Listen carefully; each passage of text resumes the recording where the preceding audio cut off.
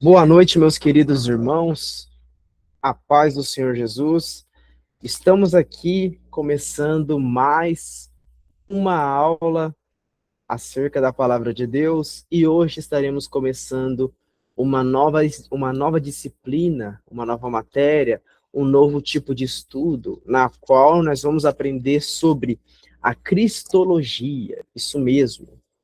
Vamos aprender aqui nesta aula sobre a cristologia, que a cristologia, em outras palavras, é estudo sobre a pessoa de Jesus Cristo. Nessa aula, nós vamos aprender muitas coisas maravilhosas, então eu peço que você aprenda, não só nessa aula, mas nas outras que irei passar acerca dessa doutrina. Vamos aprender coisas fantásticas que vai te ajudar nas suas pregações, no seu sermão, na sua, como que eu posso dizer, nas suas exortações aos membros de sua igreja. Eu tenho certeza que você sairá daqui dessas aulas edificados para a glória do nome do Senhor Jesus. E peço, pega a sua caneta, o seu caderno, a sua Bíblia, o seu material de estudo, digital, físico, seja qual for, e venha comigo se aprofundar em cristologia, que significa estudo ou doutrina acerca de Jesus Cristo.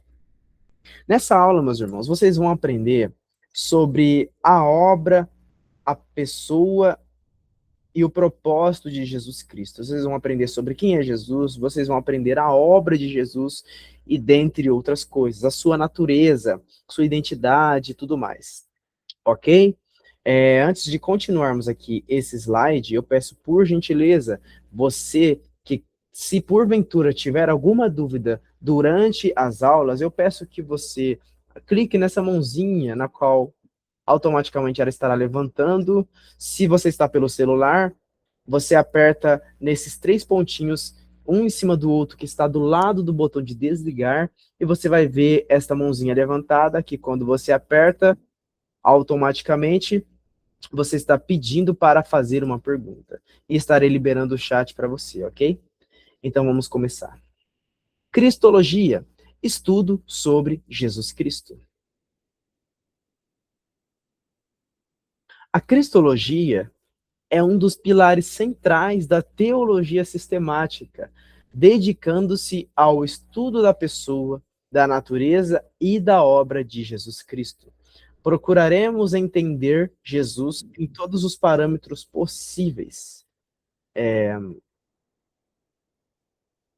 Procuraremos entender aqui. é, Tem alguém pedindo para entrar? Deixa eu ver aqui.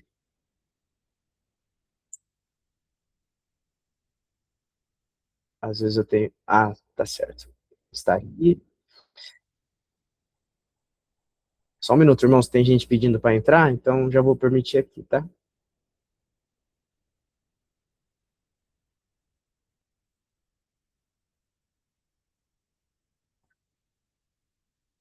Beleza, continuando.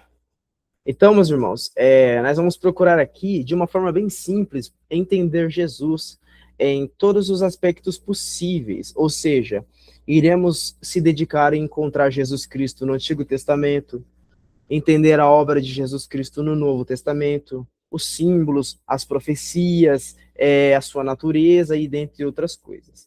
Eu deixei como ponto de partida aqui, desta primeira aula, uma aula introdutória. Nós vamos estar falando sobre Jesus apresentado no Antigo Testamento.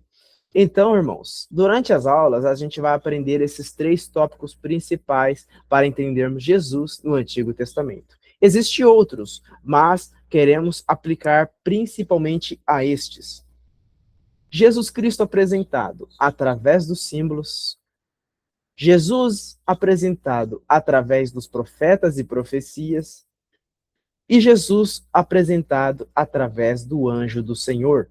Então, tem essas três formas de identificarmos Jesus no Antigo Testamento. Aí as pessoas podem estar falando, mas, Maicon, Jesus, ele vai ser apresentado no Novo Testamento. Jesus, ele só vai ser apresentado lá no Novo Testamento. Mas, irmãos, A Bíblia vai dizer que existem sombras, existem coisas que apontam diretamente para a pessoa e para a obra de Jesus Cristo. E os símbolos, os profetas e o anjo do Senhor é uma forma de apontar para a pessoa de Jesus Cristo, ok? Então, vamos continuar. Jesus mostrado através do tabernáculo, ou Jesus sendo ali exposto através do tabernáculo, através do símbolo do tabernáculo. Vamos entender um pouco acerca do tabernáculo.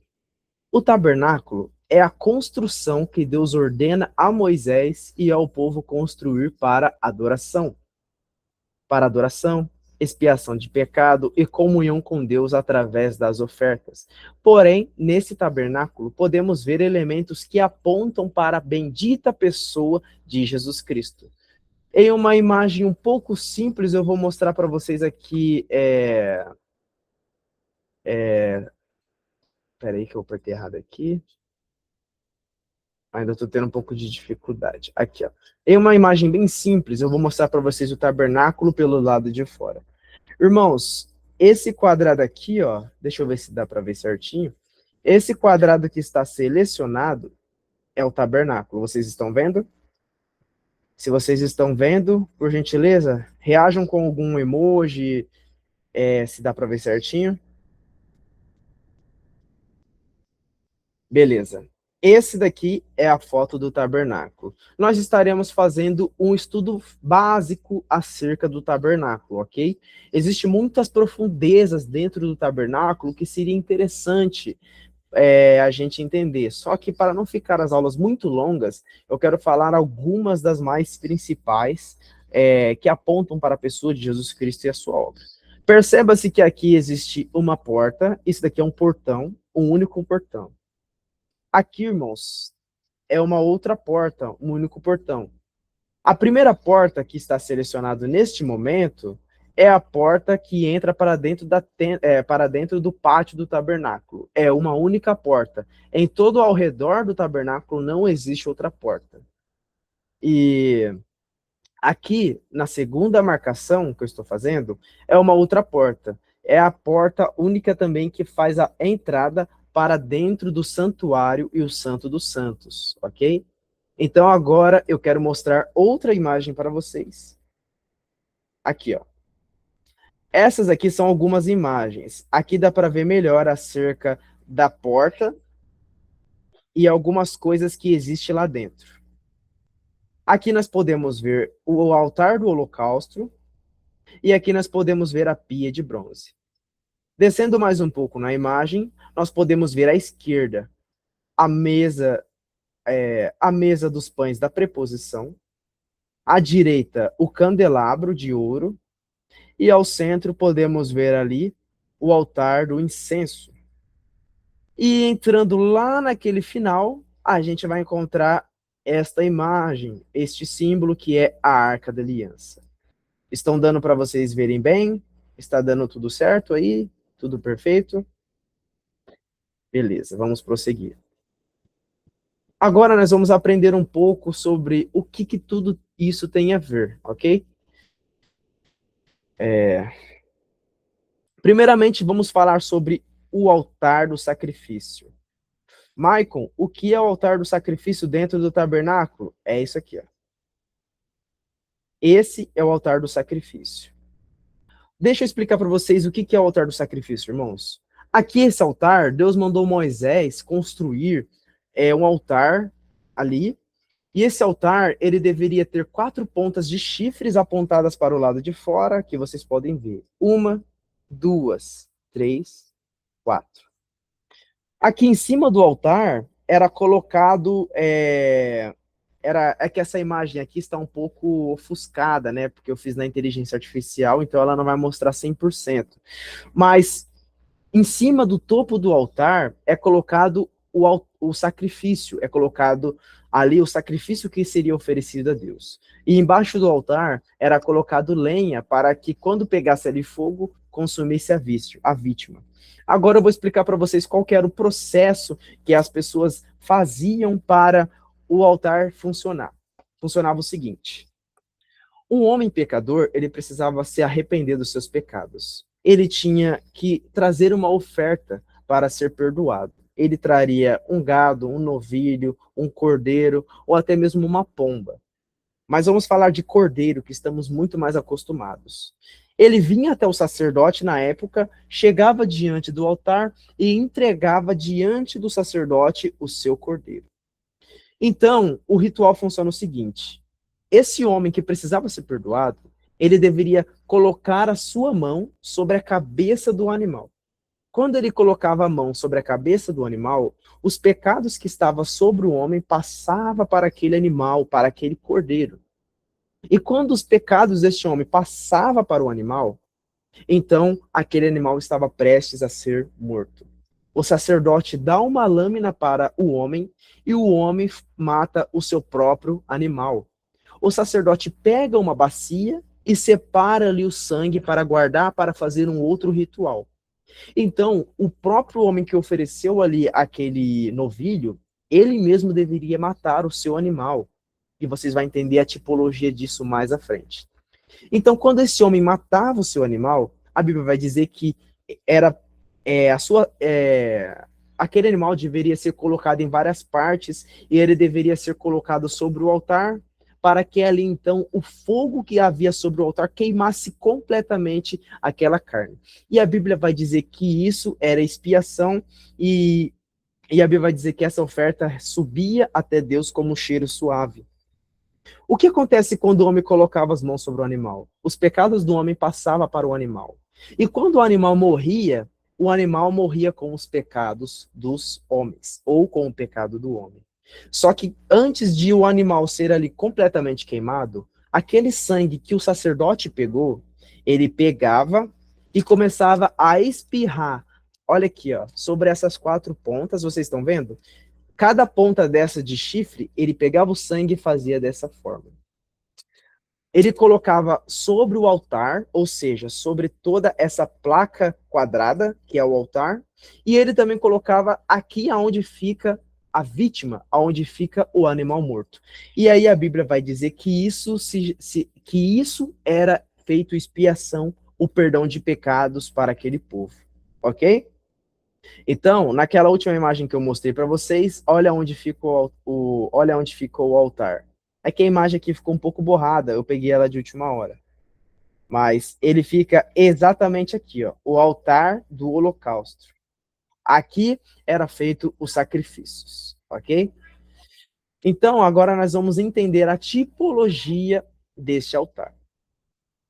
Olha o que significa o altar do sacrifício. Jesus é o nosso sacrifício, que pelo seu sangue nós somos perdoados e purificados. Referência disso, 1 de João, capítulo 1, versículo 7 ao 9. Por gentileza, abra comigo a sua Bíblia, que você vai entender que o tabernáculo, as funções do tabernáculo apontam para a pessoa e para a obra de Jesus Cristo.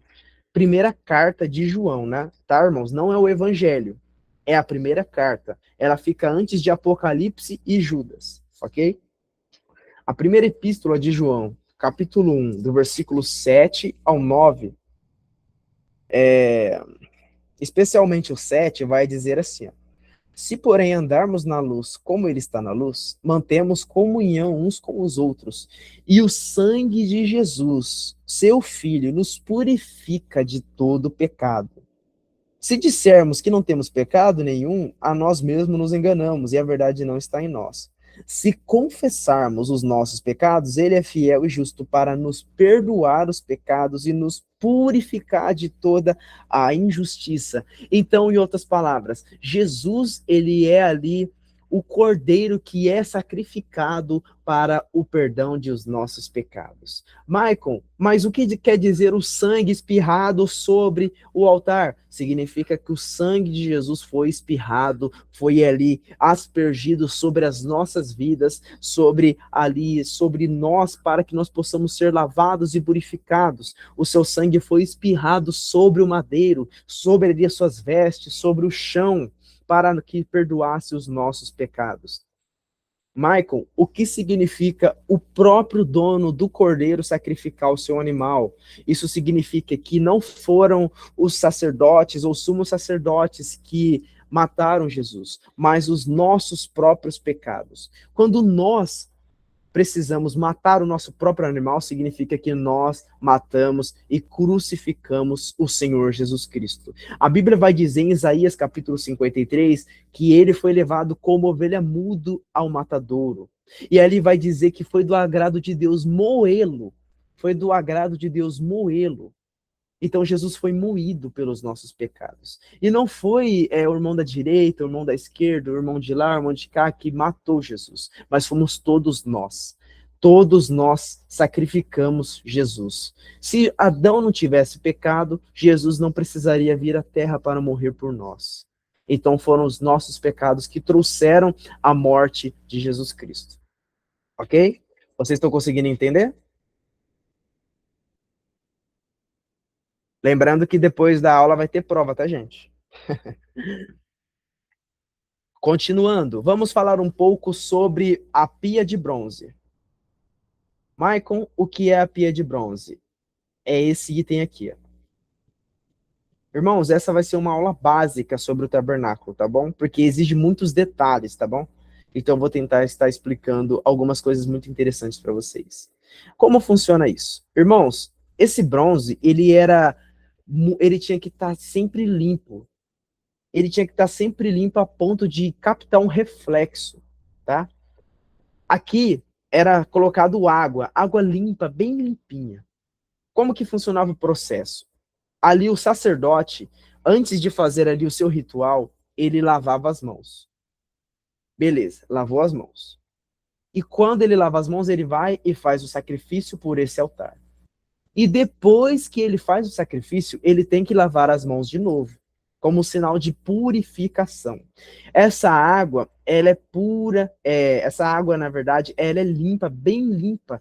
Como ali é feito de bronze, então quando o reflexo do sol bate sobre a água e sobre o bronze, ele vai refletir toda a sujeira que estava nas mãos do sacerdote. Ok? Então ela tinha que estar tão limpa a ponto do sol revelar as impurezas que haviam sobre as mãos do sacerdote. Qual que é a cristologia acerca disso? A pia de bronze, Jesus é a nossa purificação através da água que é a palavra. Assim como a pia expõe as sujeiras, ela revela os nossos pecados. Então, em outras palavras, o nosso Senhor Jesus, ele é a nossa purificação. A palavra, ela é a nossa purificação. E da mesma forma que o reflexo batia sobre a pia de bronze e revelava toda a sujeira que se encontrava nas mãos do sacerdote, a palavra, o próprio Cristo, o Espírito Santo revela quais são os nossos podres, os nossos defeitos, os nossos pecados. Revela tudo que há de mal em nós. E como nós conhecemos que ele é Jesus, né, no caso, o Espírito Santo, Deus Pai, a Trindade para mim, ele convence o homem do pecado, da justiça e do juízo. Há um texto bastante interessante que eu queria que vocês lessem, Efésios capítulo 5, versículo 26. Se der tempo, a gente abre em Tito, capítulo 3, versículo 5. Mas vamos ler primeiro Efésios 5, 26. Eu vou abrir também no meu celular para mim ver se eu não estou passando a referência errada.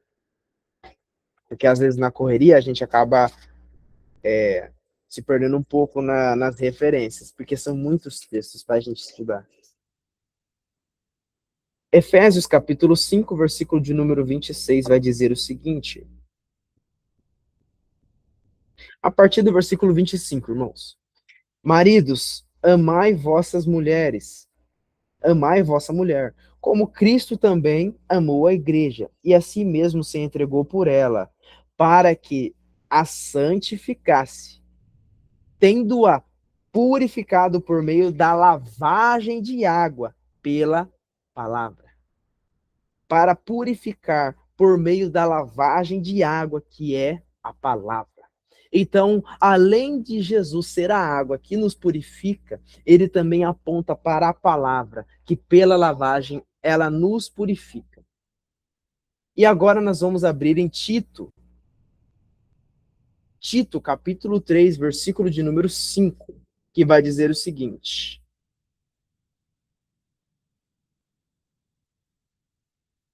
Vamos a partir do versículo 4. Mas quando se manifestou a benignidade e o amor de Deus, nosso Salvador, para com todos os seres humanos, não por meio das obras de justiça que realizamos, mas segundo a sua misericórdia, ele nos salvou pelo lavar regenerador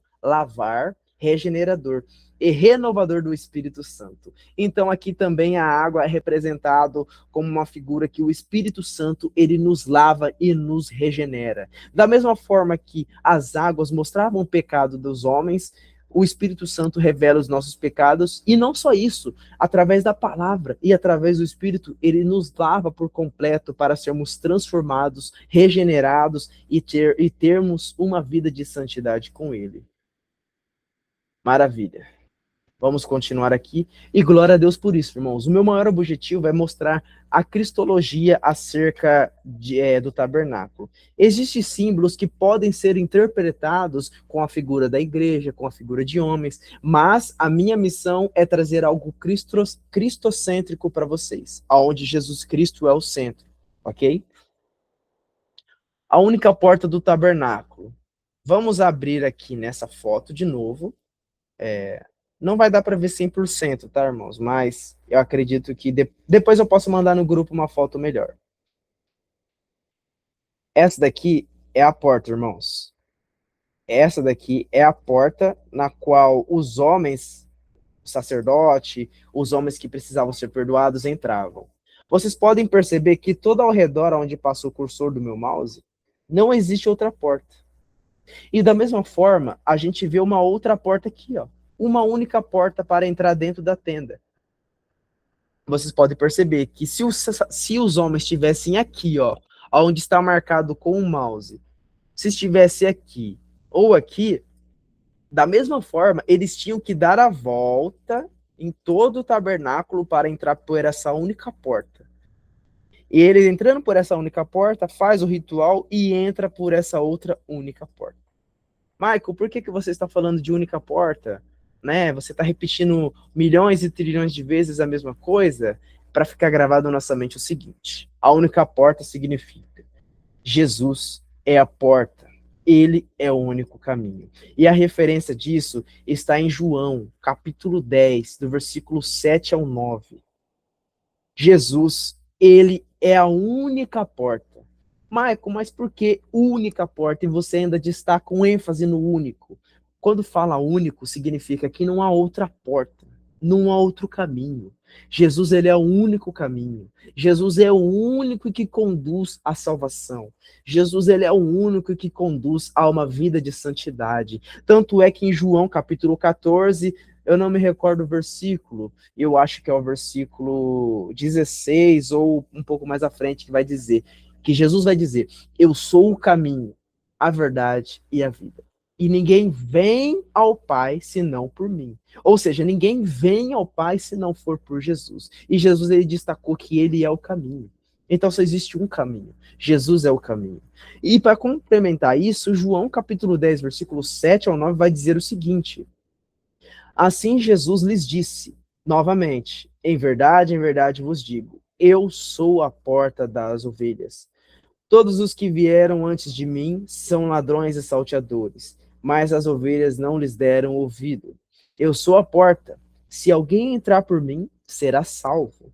Entrará e sairá e achará pastagem. Jesus é a porta, na qual, se você entrar por ele, pode ter certeza que você encontrará pastagem, você será salvo. Jesus, ele irá te conduzir como uma ovelha no rebanho de seu Pai.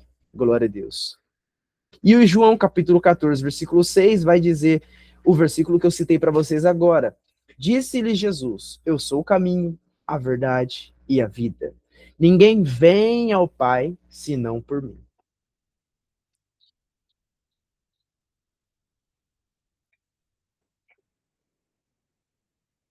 Ok? Tudo certo? Vocês estão conseguindo entender? Até aqui tudo bem?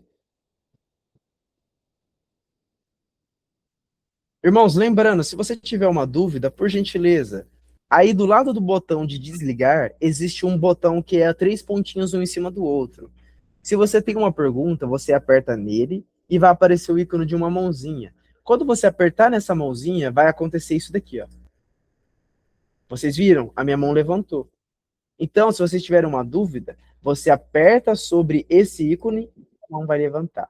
E quando a sua mão levantar, eu estarei liberando o chat para vocês, para a gente poder estar respondendo às suas perguntas, se assim Deus me der capacidade para isso. Tudo bem, irmãos?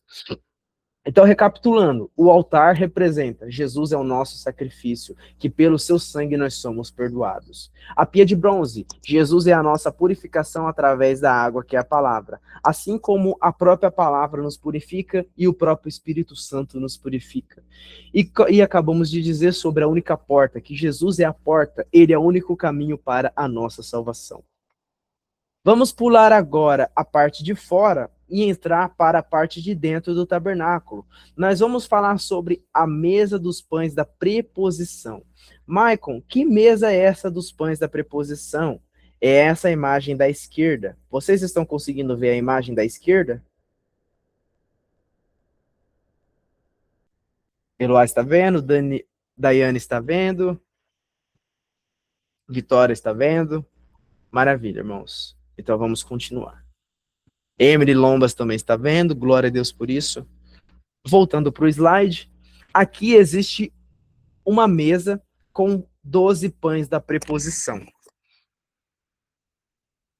São 12 pães. Aqui, irmãos, são 12 pães que são colocados sobre essa mesa. Para que os irmãos possam entender o texto acerca da construção do tabernáculo, os textos vai se encontrar em Êxodo, se eu não me engano, a partir do capítulo 26, vai até para o 28, 29, que vai mostrar a construção do tabernáculo, da roupa do sacerdote, dos utensílios e de dentre outras coisas também. Maicon, o que quer dizer 12 pães? Significa 12 tribos de Israel, assim como é mencionado no destaque da construção da mesa. Aqui existem alguns pratos que são colocados o pão em cima. É que essas imagens aqui são superficiais, tá, irmãos? É muito superficial o que eu consegui fazer na inteligência artificial. É só para a gente ter uma noção básica, tá? São 12 pães. E os 12 pães, de princípio, representam as 12 tribos de Israel.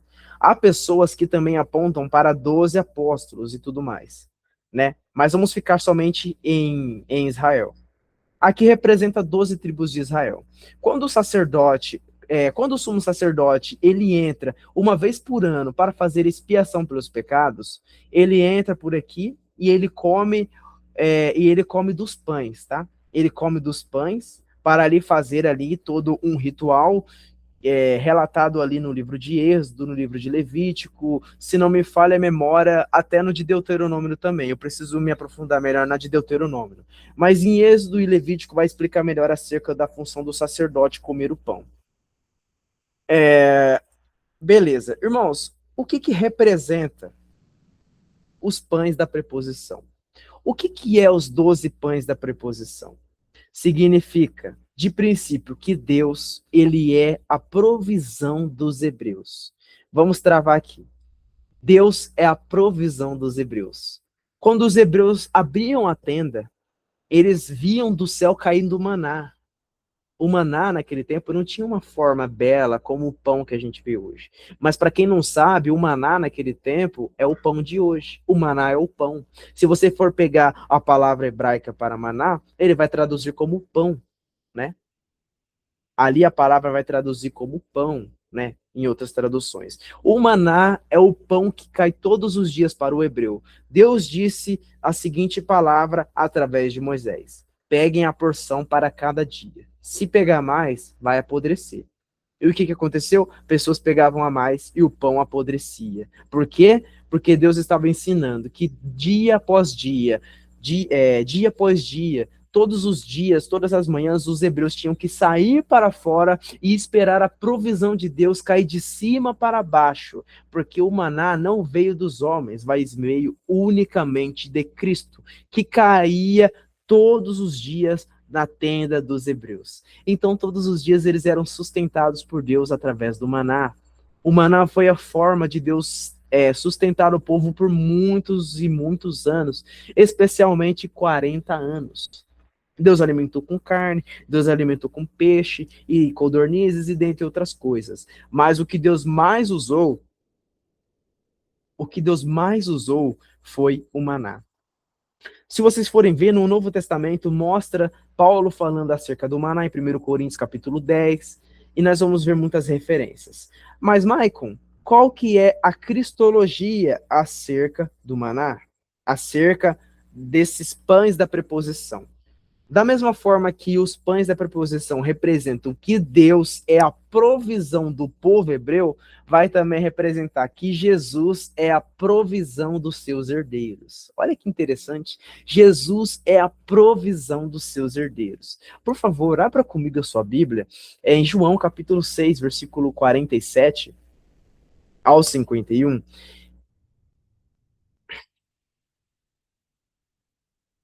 Eu vou dar um pequeno spoiler para vocês, tá? Esse versículo aqui é um dos versículos que a gente vai estudar quando nós começarmos a falar de apologética, tá?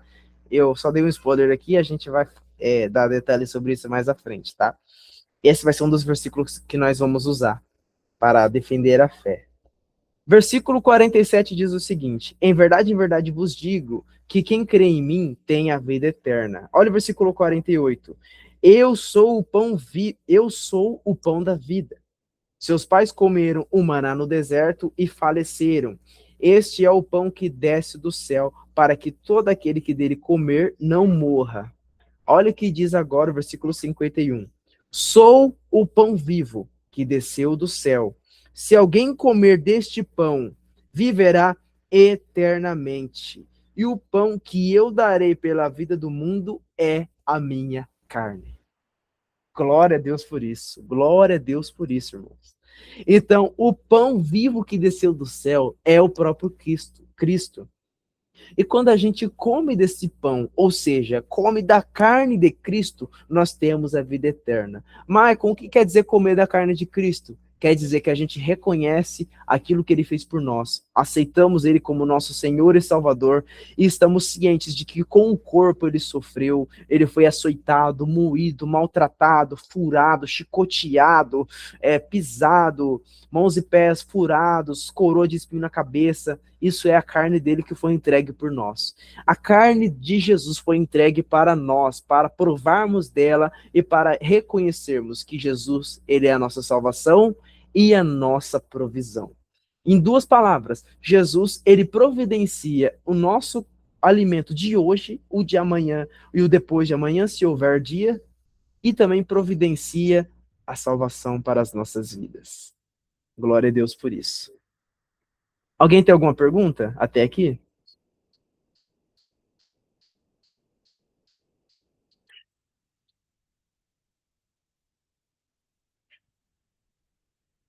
Se não tem pergunta, então podemos prosseguir. Deixa eu ver se está gravando, né? Para mim não cometer nenhum equívoco. Maravilha, está gravando, vamos continuar.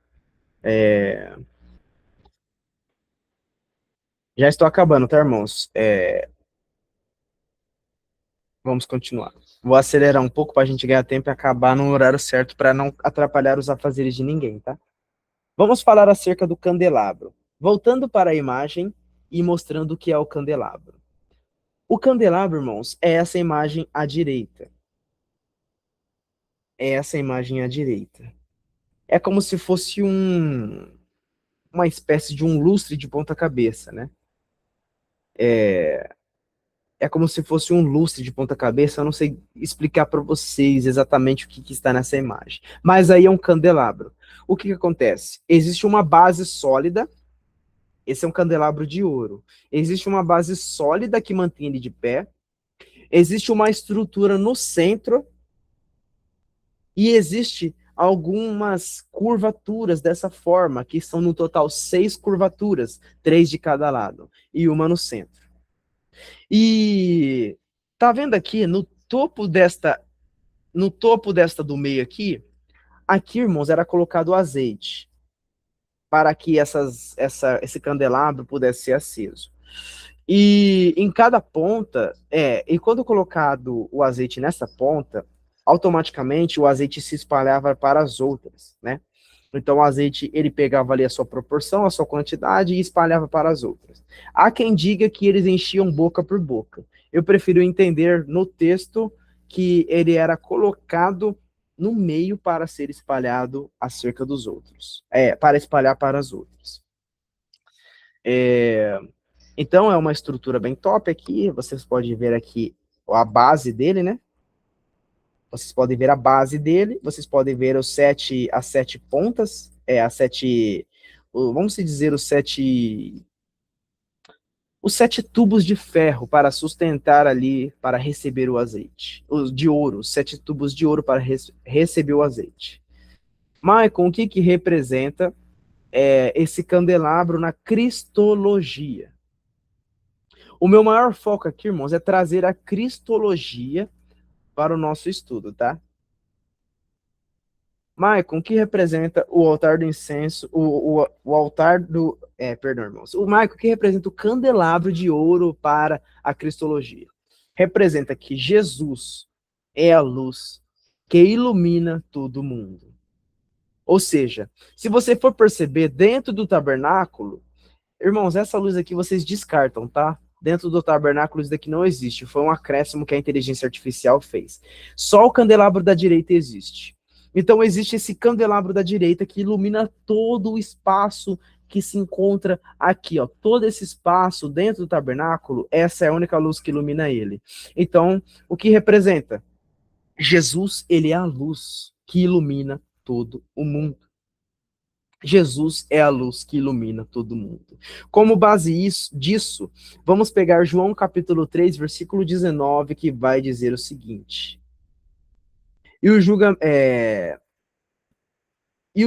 é este. A luz veio ao mundo, ou seja, Jesus veio ao mundo. A luz veio ao mundo. E os homens amaram mais as trevas do que a luz, porque as suas obras eram más. Se esse texto ainda não te conforta, vamos olhar João, capítulo 8, versículo 12, que vai dizer o seguinte. Jesus lhes falou novamente, dizendo, eu sou a luz do mundo. Quem me segue não andarás nas trevas, antes terá a luz da vida. E se a gente for observar em primeira carta de João, capítulo 1, vai dizer que Deus é luz e nele não habita trevas alguma. Sabemos que Cristo é a luz, sabemos que Deus é luz, sabemos que o Espírito Santo é luz. Mas, Maicon, é somente isso? Não. A Bíblia diz que nós, a noiva do Cordeiro, os salvos, deveremos ser o sal da terra e a luz do mundo. O povo de Deus, os escolhidos de Deus, devem ser a luz do mundo. Se nós temos em nossa vida a identidade de Cristo, precisamos iluminar em meio ao mundo escuro. Mas não é para iluminar e a lamparina ficar debaixo da cama, mas ela deve ficar no topo da prateleira, no mais alto lugar visível, para iluminar todo o ambiente escuro que se encontra no mundo, no seu quarto, na sua casa, na sua vida. Aonde houver a luz de Cristo, você também passa a ser iluminado por ele.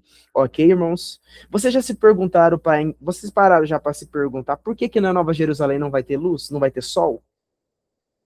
Vocês sabiam que não vai ter sol na Nova Jerusalém, né? Ali no fim dos tempos. Ali não vai haver sol. Se você ler Apocalipse, ali não vai haver sol, não vai haver dia. Mas por que ilumina lá? Por causa da glória da luz de Cristo.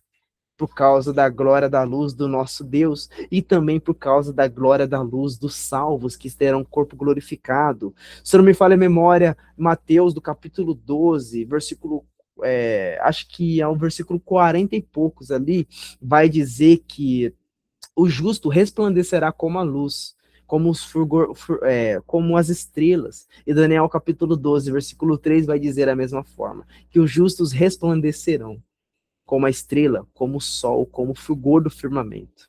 Glória a Deus por isso. Então, o candelabro representa, Jesus é a luz que ilumina todo mundo, mas também representa que a igreja, os salvos, os escolhidos devem ser a luz do mundo enquanto estiverem na terra. Continuando, o altar do incenso. O que é o altar do incenso? Vamos voltar para a imagem novamente. e esse daqui é o altar do incenso.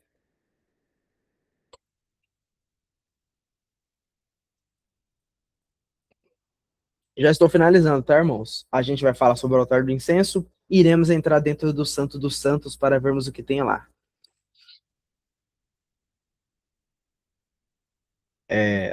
O altar do incenso. Vocês podem perceber que existe aqui uma certa fumaça subindo ao céu. Lembrando que essas imagens aqui do altar são simbólicas, porque eu pedi para a inteligência artificial fazer algo 3D dentro do tabernáculo para nós sentirmos dentro dele, mas não ficou como a original, tá, irmãos? Mas dá para entender bem bastante do jeito que está aqui. O altar de incenso, ele é um altar, uma caixa feita simples aqui, até um pouco menor do que a mesa dos pães da preposição, aparentemente. E aqui há uma fumaça que sobe sobre o altar, que sobe sobre esse altar do incenso. Especificamente para deixar um bom aroma, também para espantar moscas, mas ali esse incenso, ele ficava sempre subindo, tá, irmãos? O altar do incenso, ele ficava sempre subindo. Toda vez que o sumo sacerdote entrava dentro, ele tinha que subir. Subido com aroma bom, ele tinha, de uma certa forma, espantar ali as moscas que se aproximam. Então, existe todos esses detalhes. O que representa o altar de incenso na cristologia? Representa que Jesus é quem intercede por nós. E a nossa intercessão, através de Jesus, chega até o trono de Deus. Então, essa fumaça que você vê aqui, irmãos, representa a oração, a intercessão. O incenso na Bíblia, principalmente em Apocalipse, capítulo de número 4, se não me falha a memória, eu acho que é capítulo de número 4 ou de número 5, vai explicar que o incenso que sobe ao céu, eu vou ler o texto para vocês, mas de uma forma resumida para a gente chegar lá, o altar, o incenso representa a intercessão que sobe diretamente até a Deus e Deus recebe do alto céus, do seu trono elevado, aonde ele está totalmente assentado. Eu vou citar para você aqui o texto, para vocês verem que isso não é nenhum tipo de aplicação, que isso não é nenhum tipo de interpretação nem aplicação, mas que é uma revelação. Apocalipse capítulo 5, versículo 8, tá? Apocalipse capítulo 5, versículo de número 8. Lembrando, isso daqui, irmãos, é um incenso. Alguns falam altar do incenso, outros falam incensário. Vamos tratar aqui acerca do altar do incenso.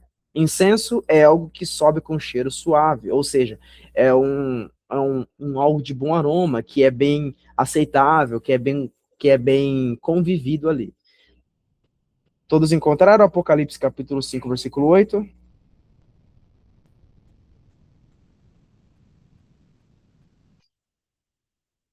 Eloy encontrou, Daiane encontrou. Vamos lá, irmãos, não passem vergonha, irmãos. Ganhe da preguiça, peguem a sua Bíblia, abram sua Bíblia aí, não deixa nada tirar a sua atenção. Se o filho estiver gritando, fala para ele esperar mais 10 minutinhos. Vamos fazer tudo isso dar certo, mas para isso a gente não se sustenta sem base bíblica, tá? Então vamos lá. Apocalipse capítulo 5, versículo de número 8, vai dizer o seguinte: E quando tomou o livro, os 4 seres viventes e os 24 anciões prostraram-se diante do Cordeiro, tendo cada um deles uma harpa e taças de ouro, cheias do quê? Cheias de incensos. Que são os incensos? Olha a interpretação, a revelação. Cheias de incensos, que são as orações dos santos. Então, as orações dos santos, irmãos, o incenso, ele representa as orações do incenso. Mas, Maicon, o que isso tem a ver com Jesus, né? O que Jesus tem a ver com incenso, com intercessão, com oração? Porque a Bíblia vai dizer que Jesus é o mediador entre Deus e os homens. Ele é o nosso intercessor. Assim como o Espírito Santo intercede por nós com gemidos inexprimíveis, que ele também é intercessor, Jesus, ele também intercede por nós. Romanos capítulo 8, versículo 34, vou ler rápido para a gente ganhar tempo. Romanos capítulo 8, versículo de número 34 diz o seguinte: quem poderá nos condenar? É Cristo Jesus quem morreu. E antes, quem ressuscitou dentre os mortos? Ele está à direita de Deus e também intercede por nós. Glória a Deus por isso, irmãos. Hebreus capítulo 7, versículo 25, vai dizer o seguinte. Hebreus capítulo 7, versículo 25, vai dizer o seguinte: portanto, também pode salvar totalmente, completamente, aqueles que se aproximam de Deus por meio dele, vivendo sempre para interceder por eles. Ou seja, Jesus está sempre disposto, está sempre preparado para interceder por nós. 1 de João, capítulo 2, versículo 1. 1 de João, capítulo 2, versículo 1, vai dizer o seguinte: meus filhinhos, escrevo essas coisas para que não pequeis. E se alguém pecar, temos um advogado junto ao Pai, Jesus Cristo, o justo. Glória a Deus. Deixa eu conferir aqui. Essa é a referência mesmo. Temos um advogado junto ao Pai, Jesus Cristo, o justo. Em outras palavras, ele estava explicando aqui. Se vocês pecarem, Jesus ele é o seu advogado que ele vai te defender. E como que Jesus ele vai te defender como um advogado? Ele vai trazer os seus problemas a Deus. E Deus vai trazer a solução para os seus problemas. Então, meio que funciona dessa forma. Jesus apresenta os seus problemas a Deus e Deus traz a solução dos seus problemas através de Jesus, o advogado justo. Ok? Vocês conseguiram entender? Maravilha, glória a Deus. Fico feliz que vocês estejam entendendo. Isso é uma aula introdutória, tá, irmãos? Vamos para o último, que é a Arca da Aliança. Aqui está a Arca da Aliança, meus irmãos. Dentro da onde nós acabamos de sair, se chama santuário, ou o lugar santo. Mas atrás dessa cortina aqui, ó, atrás dessa porta que está marcada ali, chama-se o Santo dos Santos. Maicon, o que tem dentro do Santo dos Santos? Tem isso daqui, ó, a Arca da Aliança, feita com madeira e revestida por dentro e por fora de ouro. Há dois querubins colocados um de frente com o outro. Há ali, de uma certa forma, essa vara aqui, ó, marcada aqui, tá vendo essa vara aqui marcada? Que é para os homens trazerem a Arca da Aliança para onde vão. E dentro da Arca da Aliança é escondido duas coisas: o pote com maná e a vara de Arão. Vamos entender o que quer dizer tudo isso. Primeiramente, o que é a Arca da Aliança? A Arca da Aliança é a presença de Deus. Ela representa, ela simboliza, ela aplica a presença de Deus. Então, meus irmãos, essa é a Arca da Aliança. Por que que quando os soldados dos hebreus iam para a guerra, eles levavam a Arca da Aliança à sua frente, levantada ao alto? Muitas das vezes levantada ao alto. É porque a presença de Deus vai adiante de qualquer batalha. Quando Davi está voltando da guerra, ele resgata ali com seus soldados a Arca da Aliança. Os levitas estão levando a Arca da Aliança e Davi também está levando. A Bíblia vai dizer que Davi ele sai do seu trono e ele desce do seu trono, vai diante da Arca da Aliança junto com os levitas e começa a dançar em uma forma de adoração a Deus. Então, quando a Arca da Aliança era trazida, estava querendo dizer que a presença de Deus estava no meio do povo. Então, irmãos, a Arca da Aliança, ela representa a presença de Deus. Para comprovar melhor isso, João, capítulo 1, versículo 14, um dos textos mais fortes para defender a cristologia.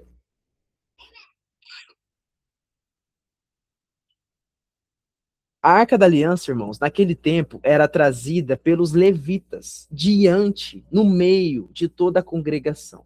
Só que olha que fascinante isso. E o Verbo se fez carne e habitou entre nós, cheio de graça e de verdade, e vimos a sua glória. glória como do unigênito do Pai. Olha que fascinante. O que significa a arca? Representa a presença de Deus. Mas a Bíblia vai dizer que o Verbo, ou seja, Jesus, ele se fez carne e habitou entre nós.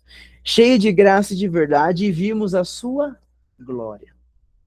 A glória de Deus, a presença de Deus estava na terra, no meio dos homens. Então, em uma cristologia, assim dizendo, Jesus Cristo, ele é a presença encarnada diante dos homens, dentre os homens. E a Arca da Aliança, para a cristologia, representa que Jesus é o Rei da Glória, que Jesus é a presença encarnada, que Jesus é a glória encarnada diante dos homens. E ainda diz, vimos a sua glória como do unigênito do Pai, ou seja, semelhante, parecido com a do unigênito do Pai. Vocês estão conseguindo entender? Que fascinante. E dentro, irmãos, da Arca da Aliança, existe dois itens escondidos. Existe aqui, vamos falar primeiramente do maná, existe escondido dentro da Arca da Aliança um pote com maná. Eu não coloquei texto aqui porque eu esqueci, confesso, mas isso também está registrado nas escrituras, que existe escondido dentro da Arca da Aliança o pote com maná, e o maná significa que Jesus é o pão vivo que desceu do céu, ou o maná que desceu do céu. E a vara de Arão dentro da arca, o que representa? Representa que Jesus é o nosso sumo sacerdote. Não segundo a ordem de Arão, mas segundo a ordem de Melquisedeque. Deixa eu explicar para vocês o porquê vara de Arão.